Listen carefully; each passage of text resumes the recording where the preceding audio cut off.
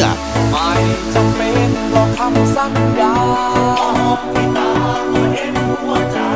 เกิดมาเป็นพวกพันธุ์เดียวกันอ่อนต่อกันไปไหนก็ไปสุขหรือทุกข์ก็ไม่สำคัญเพราะสำคัญมันอยู่ที่ใจไม่มีเงินเราก็แบ่งกันจนเกิดเป็นคนไม่จนน้ำใจวันนี้วันไหนดีร้ายเราจะไม่ทิ้งกัน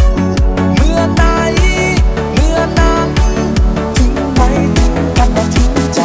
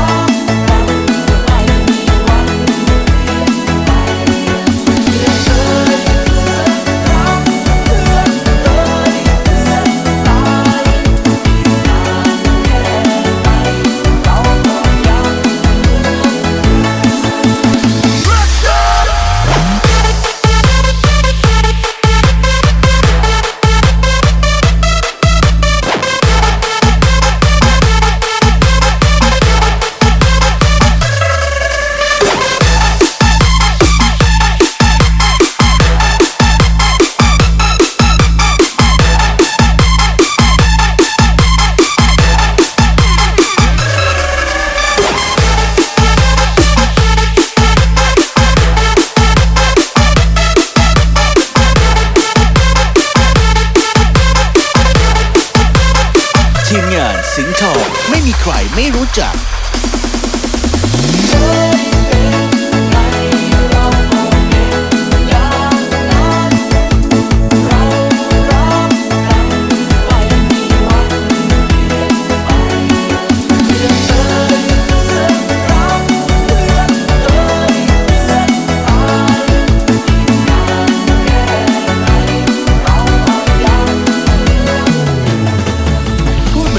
แต่การกระทำเหมือนเดิม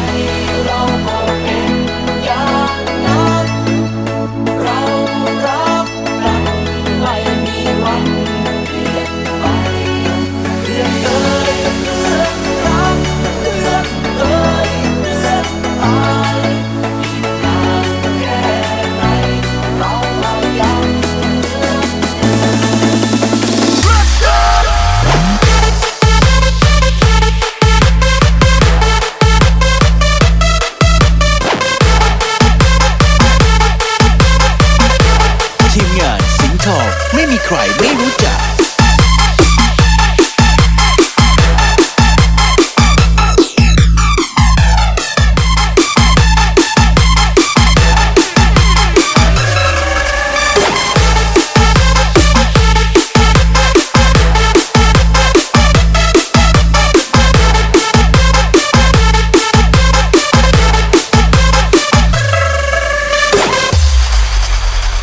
ทีมงานสิงห์ทองไม่มีใครไม่รู้จัก